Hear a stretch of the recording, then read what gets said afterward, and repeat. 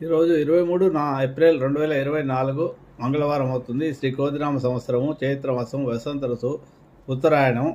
ఈరోజు పౌర్ణమి, హనుమత్ విజయోత్సవం ప్రారంభిస్తారు. ఈరోజు సూర్యోదయం 5:44 ప్రారంభమవుతుంది. సూర్యుడు 6:18 అస్తమిస్తాడు. ఈరోజు పౌర్ణమి తిథి రాత్రి తెల్లవారుజామున 4:13 వరకు ఉంది.